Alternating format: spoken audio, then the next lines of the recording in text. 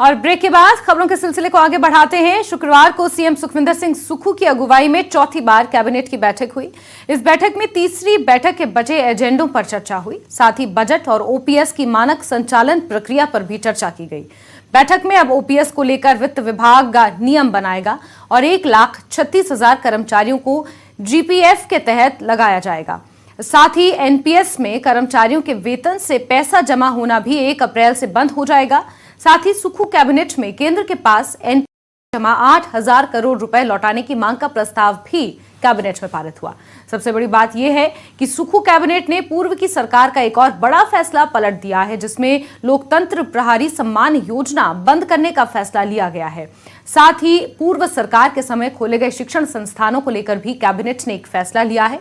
अब बच्चों की संख्या के आधार पर स्कूल कॉलेज खुले रखने या उन्हें बंद करने का फैसला लिया जाएगा।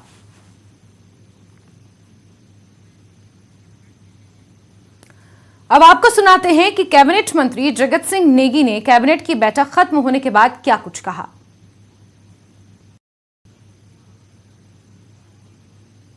सुक्खू कैबिनेट की आज चौथी बैठक थी और कर्मचारियों को खासी उम्मीद थी, खासकर जो एनपीएस में थे। हालांकि ओपीएस बहाल करने का फैसला जो है पहली कैबिनेट में लिया गया था, लेकिन अधिसूचना जो है उसकी जारी नहीं हुई थी। आज बड़ा फैसला लिया गया है। इस पर हमारे साथ बातचीत करने के लिए कैबिनेट मंत्री जगत सिंह नेगी इनसे बातचीत करते हैं। सर, क्या फैसला लिया गया है आज और क्या इसको समझे कि हम जो एसओपी की बात चल रही थी वो इसे हम समझे कि वो एसओपी ही है? जैसे मैंने अभी आपको प्रेस कॉन्फ्रेंस में बताया है कि इसकी हमने पहले कैबिनेट में कर लिया था। अभी जो है इसको कैसे लागू करना है, कैसे इसमें जो नियम बनाए जाने हैं, उसका मसौदा जो है आज मंत्रिमंडल के बैठक में उसके बारे में विचार विमर्श हुआ और उसको फाइनल कर दिया है कि मतलब कब से किस डेट से मतलब एनपीएस का पैसा देना बंद करेंगे, कब से ये कर्मचारी जो है एनपीएस वाले जो है इनको इसका बेनिफिट मिलेगा या ओपीएस को जो है फायदा होगा, वो सारी बातें बता दी हमने। विकल्प भी आपने दिया है कि कोई एनपीएस में रहना चाहता है जिसको ज्यादा समय हो गया है, इस तरह का विकल्प दिया गया है? हाँ बिल्कुल, इसमें एक विकल्प दिया गया है कि हमारे जो एनपीएस कर्मचारी है, अगर वो समझते हैं कि उनको अगर लंबा अरसा हो रहा है और उस पर्टिकुलर एनपीएस में फायदा हो रहा है तो उनको विकल्प खुला है। तो क्या ये समझे कि ये किस तरह का मॉडल आपने अपनाया? क्या ये पुरानी जो आपकी पेंशन स्कीम थी वही पैटर्न है, जीपीएफ कटेगा, वो सारी जो सुविधाएं पहले मिलती थी पेंशन स्कीम के तहत वही है क्या? हाँ, ज्यादातर तो वही है, जीपीएफ तो काटेंगे तभी आगे चलेगा ये। तो अभी तक जो पुरानी पेंशन की हमारी व्यवस्था थी उन्हीं पर ज्यादातर जो है ध्यान दिया गया है। तो अभी कुछ और क्या नियम बनने हैं, इसके क्या होना है, अभी और कितना इंतजार है? अब नहीं है, इसमें एनपीएस का हमने कह दिया कि बंद कर दिया है, एक तारीख से बंद हो जाना है, 1 अप्रैल से। तो इसमें जो है कि एनपीएस के कारण जो कुछ और इसमें हमें संशोधन करना है या कुछ नया बनाना है, उसके ऊपर जो है अभी थोड़ी और जो है थोड़ा समय लगेगा, बाकी तो कुछ नहीं। कोई और महत्वपूर्ण खास निर्णय जो आप चाहते हैं कि कैबिनेट में जो डिस्कस हुआ है? वैसे तो हर मुद्दा जो है महत्व का होता है, इसमें जो है खासकर हमारे जो है आशा वर्कर्स हैं जिन और मतलब कोई 700 से ज्यादा नौकरियां मिलेगी। इसी तरह से अभी हमारे जो अन्य विभागों के अलग अलग जो मैंने अभी गिनाया आपको, तो वो हर एक का अपना महत्व है। शुक्रिया हमसे बात करने का। तो यहाँ पर जगत सिंह नेगी हमारे साथ थे और ये कहा है कि अब ओपीएस जो है पूरी तरह से लागू कर दी गई है। इसके लिए जो नियमावली है वो तैयार जो है वित्त विभाग कर रहा है और 1 अप्रैल के बाद जो है एनपीएस में जो है पैसा कटना कर्मचारियों का बंद हो जाएगा। शिमला से कैमरा सहयोगी दीपक राणा के साथ रणबीर सिंह, न्यूज़ 18 हिमाचल। वहीं कैबिनेट मंत्री रोहित ठाकुर ने कहा कि केंद्र से पैसा वापस मिले या ना, कांग्रेस सरकार वादा पूरा करेगी, कांग्रेस नहीं देती है। सुक्खू कैबिनेट की आज चौथी बैठक थी। ओपीएस को लेकर जिस तरह से हो हंगामा चल रहा था, कई तरह की बातें विपक्ष की तरफ से भी कही जा रही थी, आज उसे जो है अमली जामा पहनाने का जो है फैसला लिया गया है। इसमें जो है एसओपी जारी कर दी गई है। कैबिनेट बैठक में और क्या कुछ हुआ और कैसे ये लागू होगी और भी क्या फैसले लिए गए हैं, इस पर बातचीत करने के लिए हमारे साथ कैबिनेट मंत्री रोहित ठाकुर मौजूद हैं। शिक्षा विभाग की जिम्मेदारी इन पर है।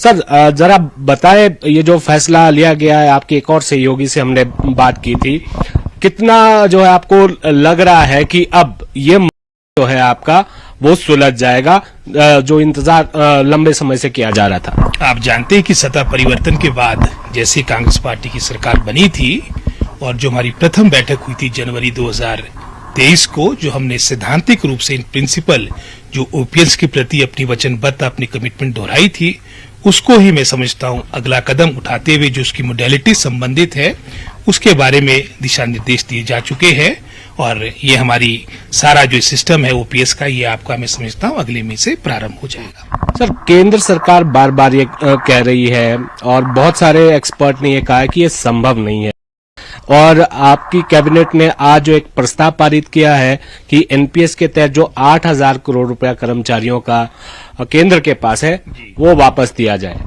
ये सत्य है कि केंद्र से हमारे को मैं समझता हूँ हर तरह से बाधाएं डालने का प्रयास किया जा रहा है। जो 8,000 करोड़ के आसपास जो हमारे कर्मचारियों का ही पैसा है, जब हमारी स्टेट गवर्नमेंट ने इसको केंद्र से टेकअप किया, उन्होंने उसमें बाधा डाली, लेकिन हमने फिर भी अपनी, मैं समझता हूँ अपने रिसोर्सेज को देखते, अपनी मीन्स को देखते, जो हमारी वचनबद्धता थी हिमाचल जनता जनार्दन और हमारे कर्मचारियों के साथ, उसको आगे बढ़ाते हुए इसमें कदम उठाया है और शीघ्र, जैसे मैंने आपको बताया कि इस महीने मोडेलिटीज है, औपचारिकताएं पूर्ण की जाएगी और अगले महीने से ये व्यवस्था प्रारंभ हो जाएगी ओपीएस की। आपके भी विभाग के बहुत महत्वपूर्ण फैसले लिए गए थे, जरा बताएं उनके बारे में। हाँ, शिक्षा विभाग के भी मैं समझता हूँ 2-3 महत्वपूर्ण मुद्दे आज की कैबिनेट में थे, जिसमें विशेष रूप से आपको याद होगा वर्दी योजना काफी पहले से चली है और हमेशा किसी न किसी सवाल के घेरे में रही है।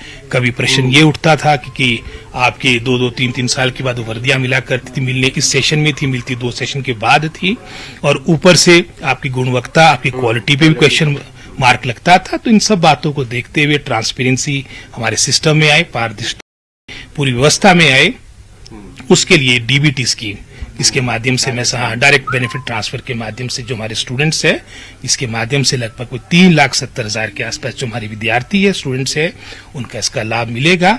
हमने ये योजना आज से प्रारंभ की है।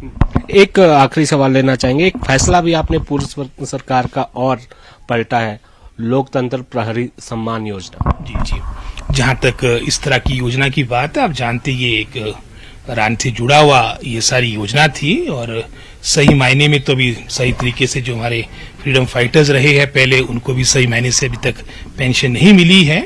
जो वो आंदोलन था वो राजनीति से प्रेरित था और इस बारे में भी मैं समझता हूँ पूरी कैबिनेट ने फैसला एकमत होकर लिया है। शुक्रिया हमसे बातचीत। रणवीर जी, धन्यवाद। तो रोहित ठाकुर ने ये कहा है कि जो वायदा किया गया था उसको कांग्रेस सरकार जो है पूरा करने जा रही है और शिक्षा के क्षेत्र में भी बहुत महत्वपूर्ण फैसले लिए गए हैं। जो ये लोकतंत्र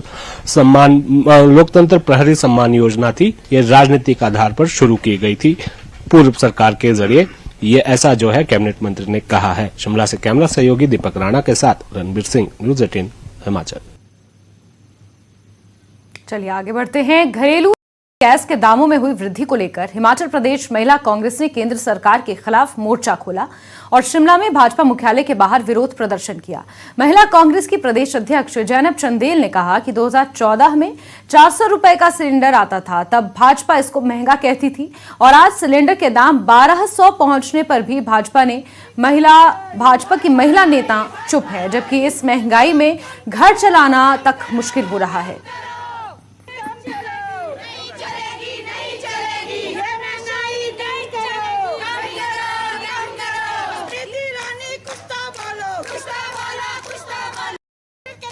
जब 450 रुपए सिलेंडर था तो ये दर्जन भर हमारी महिला भाजपा की बड़ी बड़ी नेत्रियां तब सिलेंडर लेके सड़कों पे उतरती थी। आज 1205 रुपए का सिलेंडर हो गया है। आज वो कुछ नहीं बोलती, आज उनको महिलाओं का दुख दिखाई नहीं दे रहा है। केंद्र में उनकी सरकार बैठी है, वो अपने सरकार के विरोध में नहीं बोल सकती, लेकिन पक्ष में तो बोल सकती है कि महिलाओं के दर्द को समझ सकती हैं। सरकार को कह सकती हैं कि सिलेंडर के दाम जो है ये कंट्रोल किए जाएं। ये जो रोज सिलेंडर के दाम बढ़ रहे हैं, आपने देखा 450 और 500। हमीरपुर कांग्रेस के प्रवक्ता